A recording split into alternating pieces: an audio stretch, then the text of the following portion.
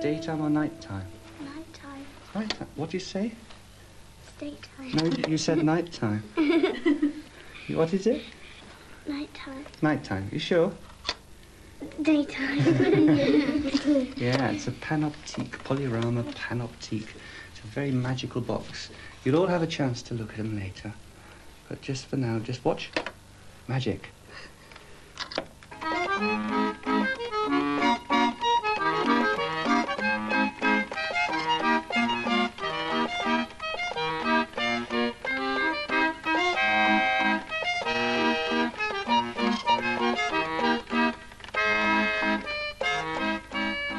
And look, it's really clear, isn't it? Yeah. And really sharp.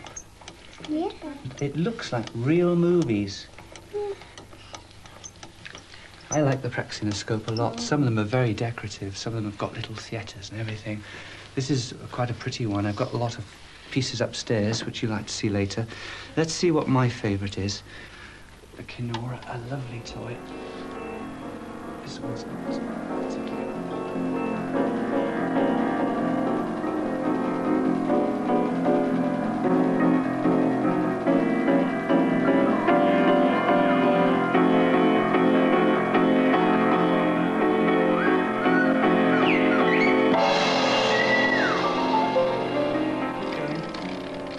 What's happening? Children are chucking pillows at them. It's a pillow fight. Yeah. Is it good? Yeah. Magic lanterns are what this museum place is all about. And strictly speaking, it's not really a museum, you know, because we actually work all these magic lanterns. We still travel around with them. We still go out doing shows in the theatres. And we continue that tradition over there. Could you pass the picture over to me? This is this little man's show. This is a Savoyard, a man who used to travel around. Literally every street in every town you would see a lanternist at some time. Not every day, maybe once or twice a year he would come around to your town. And then by the 1850s and 60s, the lanternists came to the bigger towns by the trains. They no longer walked around the streets or went on horses and carriages. Now upstairs we've got a magic lantern room, as if the magic lanternist had arrived here in Llandrindod. And what we did, we just simply imagined he would stay in a house like this and he would lodge here for about a week. So we've got the bed and we've got the table and the chairs and everything.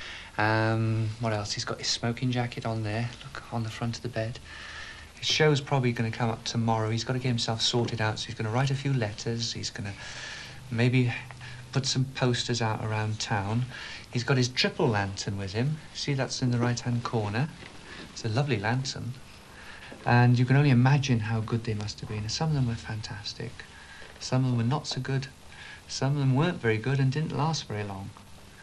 But see what you think of my show, okay?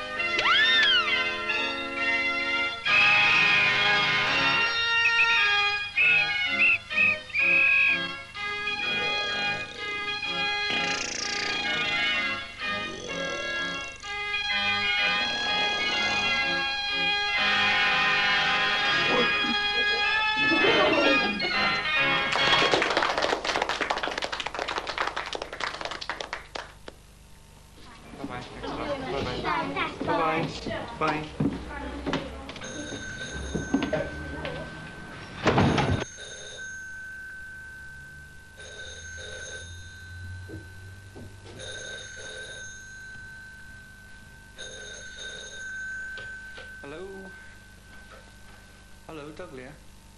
Yes, speaking. Sorry, say that again. Business rates, £162 last one I got. I don't think that's been paid yet.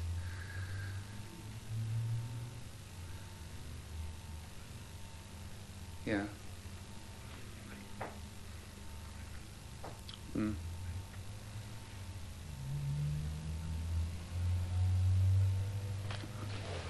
Yeah.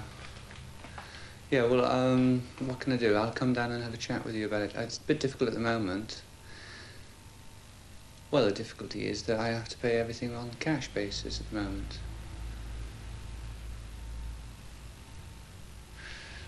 The problem is at the moment with all the other pieces and bits and bobs, that particular one's probably been overlooked for a moment. I'll come down and have a chat with somebody down there.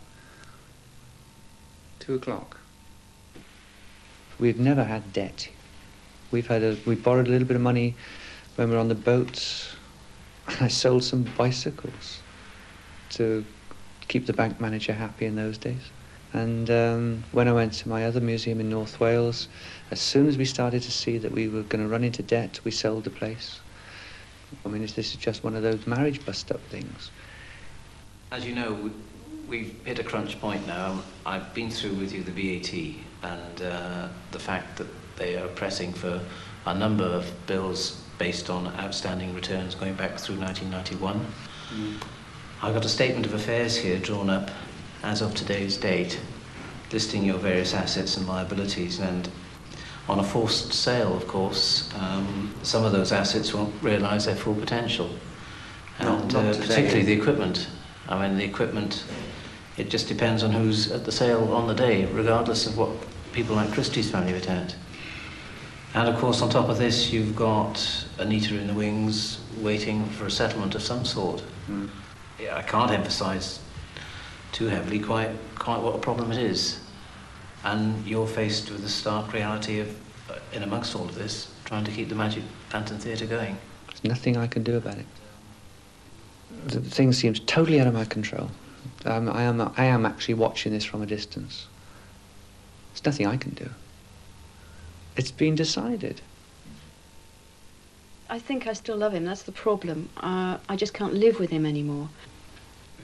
Perhaps I should have been stronger and really put my foot down as well a long time ago, but you know, you've got 3 children, one's 18, 12 and 4. And as a wife, you are plodding along. Yes, dear, no, dear, oh yeah, I'll do it, you know. You've got all these balls in the air and you're juggling away. And I just suddenly thought one day, so 2 or 3 of them, or even one of them has just got to go. You just haven't the energy at 40 plus to carry on juggling all those balls. And I didn't know which one it was to go, and certainly wasn't going to be the children. And in the end, I found the strength to run my own business and run my own life. And he says it's selfish. Maybe it is, but when you have one life, and I feel that he has only one life. And if that's the way he's going to go through life doing his lantern shows, then he doesn't actually have to pull me as well. I think it's absurd that my working equipment and everything should go to subsidise that. To subsidise somebody else's new career. That's how I see it. Absurd. I didn't realise I was the weak link that would walk out virtue on the day that the thing opened. And I think it is the straw that broke the camel's back. You know, just being told, get on with it, you've got to help. Just when my own business needed me at that particular point in time. And he didn't really realise what I was doing. He never listened to me. He never realised, in fact, what was happening. It was a huge hole for him. I think he needed me a bit too much. I was the lanternist. It was my hands that manipulated all these slides. I remembered the focus of every single slide. I mean, it was just a thing where I clunk, click, turn this, do that, miss that, that was in that place, this is in that, you know, and I could do it without thinking. Indeed, I used to work out my knitting patterns for magazines and things while I was doing all this. And it's my fault probably that I didn't actually enforce a situation where he actually had to manoeuvre himself into a position where he could live a life more fully. I had to sort of mother him all the time. And I felt at some point that it was like our brains were sort of somewhat starting to merge, like he was taking over me. And I think it was when I did the drawing of myself in a prison bars with him shackled to me, and this was just a doodle, and I suddenly realised I'd put myself in a box, not just a prison, a little box with bars, and him outside with this ball and chain. And I thought, I just got to get out of here.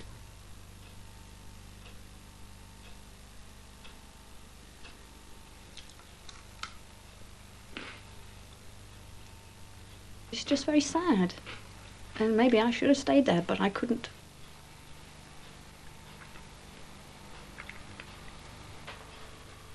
What the hell am I gonna do now? Come on, she's not coming back.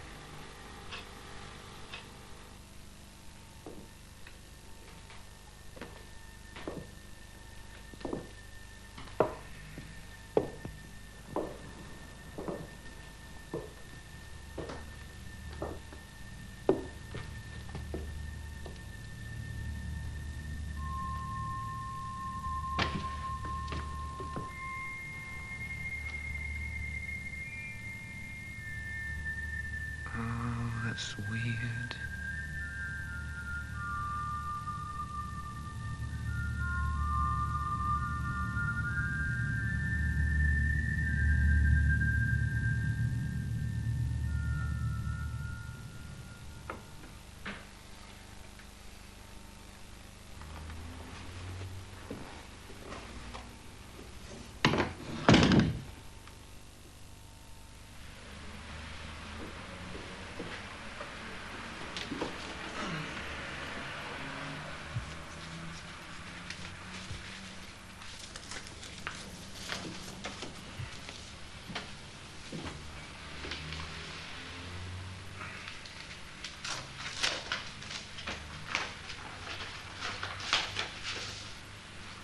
Dear Mr. Lear, I saw your show last month and I greatly enjoyed it.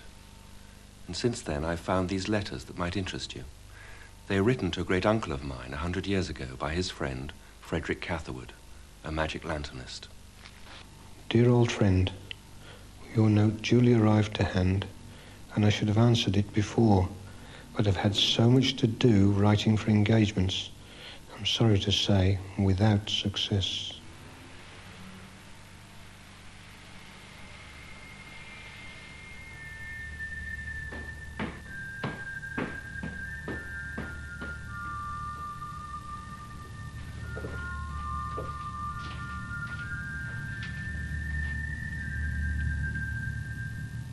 As you can gather from the above address, I am in this pleasant spa town for a short engagement.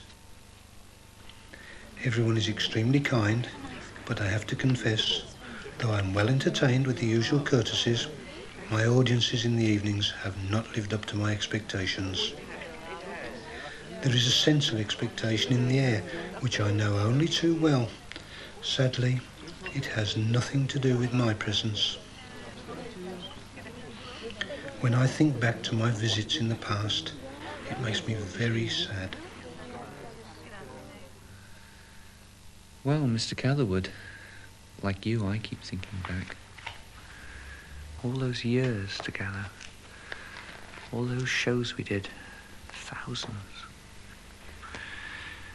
Some people dream their lives away. But we tried. We turned our dreams into reality. Why don't we build a boat, take the shows up and down the canals? Some people said we were crazy, but we did it. We lived our dream for a while.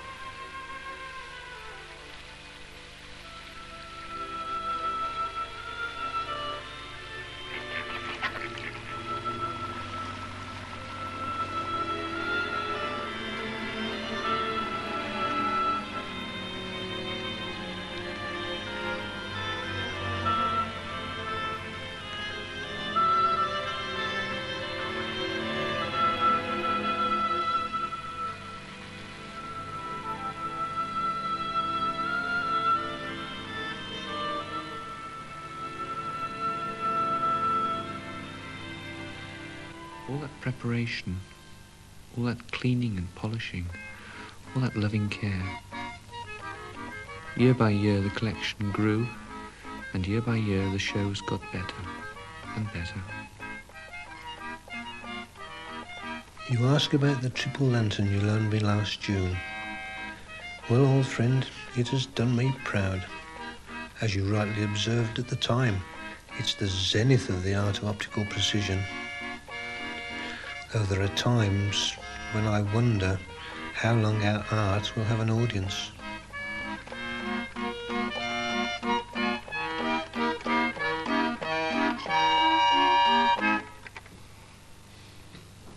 It's nice. Definitely a museum piece. What's through there? Ah, now this is special. This would really bring people in from a long way away. People would come over from the States if this was on offer. And this is what we've got to do. We've got to get people in from that sort of distance. But my feeling... I would very strongly advise that we actually do put this one in. I think we can always get another business premises. You can never find these pieces again. That's the whole point. You know, the building goes first. Yeah, I mean, I'm not really into the business of selling buildings. I'm into the business of trying to sell these for you, to raise the sort of money that you've asked us to try and raise. Well, yeah, but working up through the collection, not working down. But equally, it's got to be something that's going to attract people in, and this is it. That's as may be, but it's just not for sale. It's a real shame. Real shame. You may remember the Sangers. It was the greatest circus in Britain until the brothers started a feud. It was like the judgment of Solomon, really. Charles took the elephants, Walter took the horses, and Gerald took the clowns and the acrobats. Each went their separate ways into oblivion.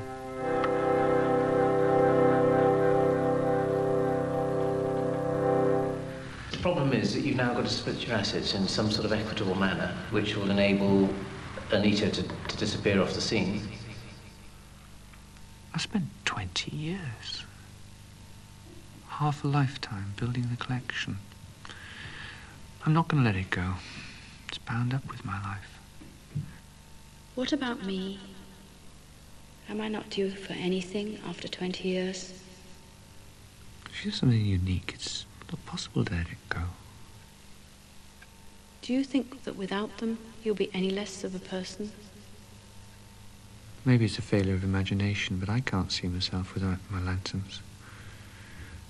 One day, perhaps, a time may come when no one cares about the past. God forbid. But isn't living in the past a terrible burden?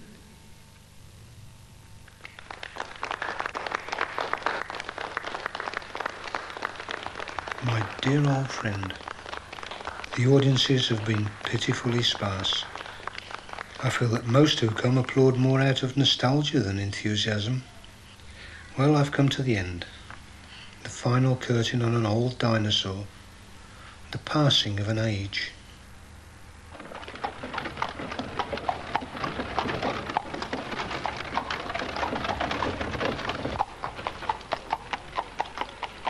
I know that you've heard my complaints before, but it's happened again as it has happened in so many towns. All the talk is of the new machine, the machine that captures time. It's the novelty, the new sensation, and I can't compete with that. I'm not giving up. What about a road show using the van? She can sort this out.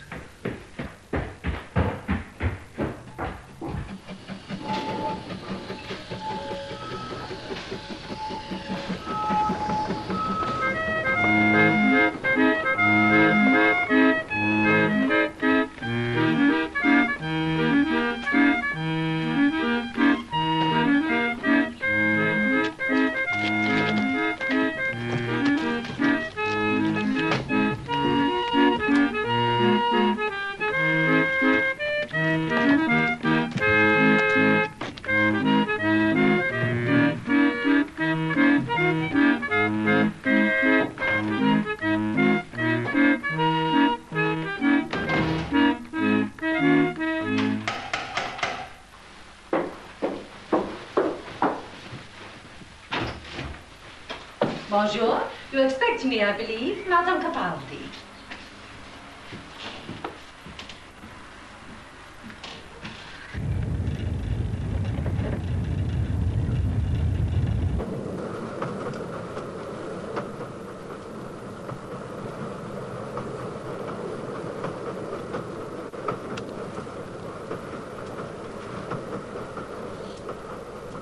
To him, I suppose I'm just a piece of history, shunted out of town by dwindling audiences and the news sensation. A curiosity he'll dimly remember from the days before pictures moved. I think Mr. Darwin is right, for I too, it seems, am to be subject to the laws of natural selection. Ladies and gentlemen, we present for your elucidation and delight a phantasmagoria of experiences never before seen in the Principality. No longer are we shackled to obsolescent inanimate presentations. A superb and innovative device enables us to recreate life and movement. Pray do not flee your seats in alarm. Yes, for the alacrity of the images you are about to see will truly astound you.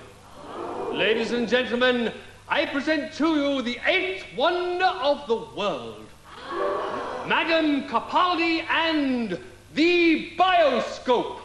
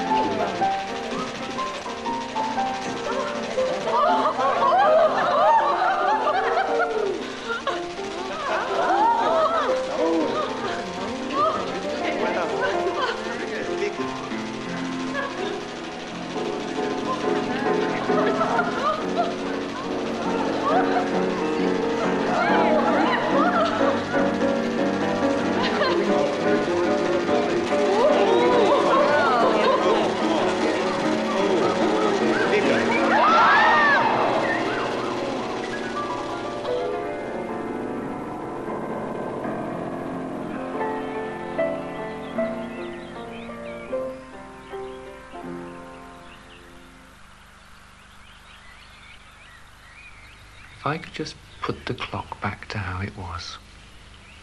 Great times. We made our own world. Captured time. That life is now just a sequence of pictures, never to be relived.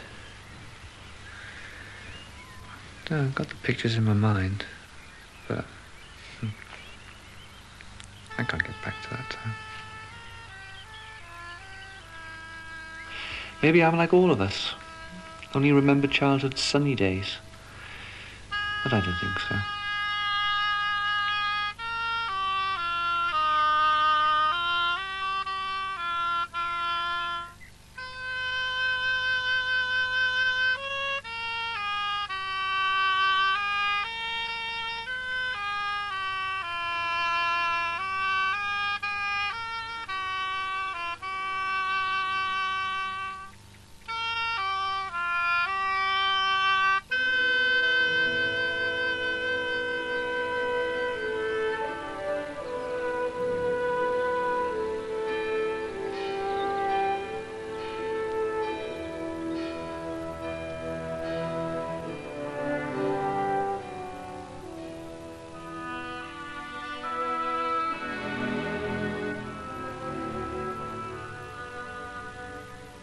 Perhaps Catherwood was right. After all, what am I doing? Except peddling dreams. Holding the candle for a world that's long gone. In the end, he gave up and went back to his sister's house in Portsmouth. But I can't seem to separate what I do from the person I am. Maybe that's the fate of all obsessive people.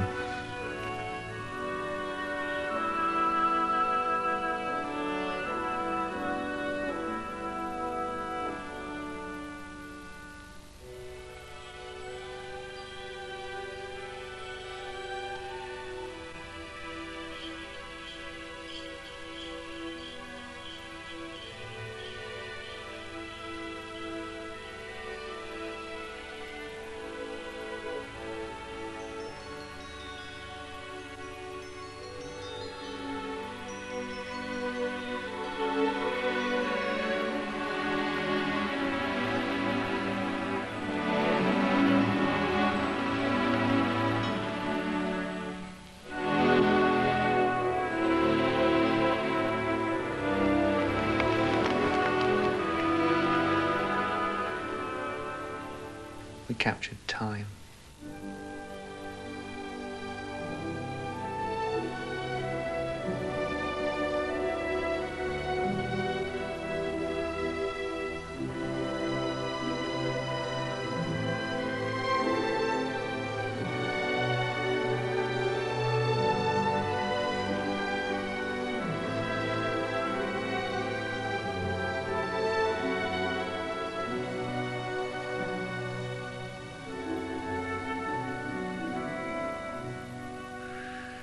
Must be another way of doing this.